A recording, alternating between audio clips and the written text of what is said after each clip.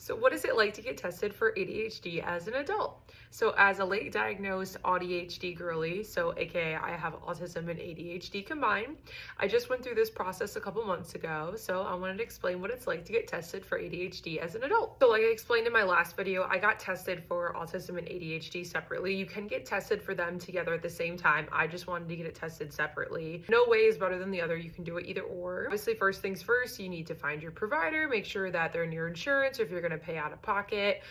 If you're working with a therapist already, I highly recommend just asking your therapist to send you places that are in network with your insurance, because that's what mine did for me and it made it so much easier for me. So I actually liked getting tested for ADHD way better than I liked getting assessed for autism. It was just a lot more interactive. It wasn't just asking questions. So the process for the ADHD assessment was, once you get your place that you're going to get tested at, you have to fill an assessment about yourself, and then someone else has to answer questions about you as well. So I had picked my sister to answer those questions. Once they gather all that information and it's time for your first appointment, the first appointment is the longest appointment. That appointment was almost 4 hours. You do like games. I had to do a bunch of like puzzles and I had to like tap the screen every time a certain letter came up. It was a lot more interactive. So it was like probably checking like my attention span and things like that.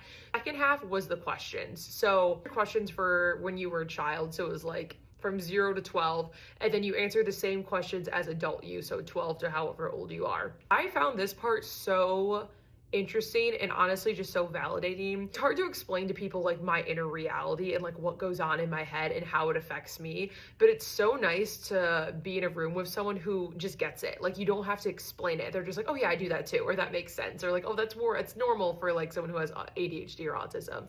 It's just so validating. So I really enjoyed like that process of the experience a lot more.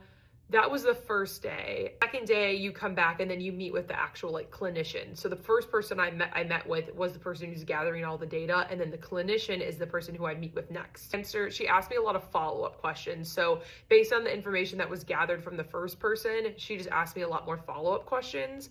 A lot of it was pretty redundant. I think they're trying to see if there's like, if you change your answers, or if there's different overlap in your answers, or just looking for any gaps or errors in your answers, pretty much to see if it's not consistent. The third appointment was just to give you your final results of your diagnoses, of whether you have ADHD or not. She told me during my second appointment, she's like, I can tell you now if you have it or not. So she told me my second appointment, she's like, yeah, you got ADHD. And I was like, okay. But then since she already had told me I had ADHD in my second appointment, the third appointment with her was really just to go over anything I had questions about, or like to go over resources and options if I wanted to take medication or things like that. Pretty much the synopsis of how an adult ADHD assessment goes.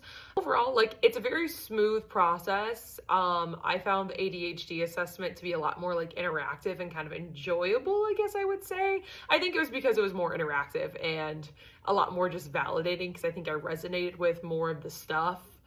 So that's kind of what it's like to get tested for ADHD as an adult.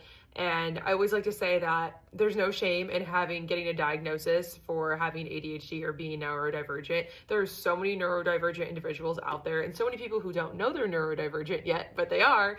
So I always want to add that little tidbit in there, and that there's no shame in the game, and that you can still do all of the things just like a typical person. You might just need a little more support along the way, and you'll be just fine.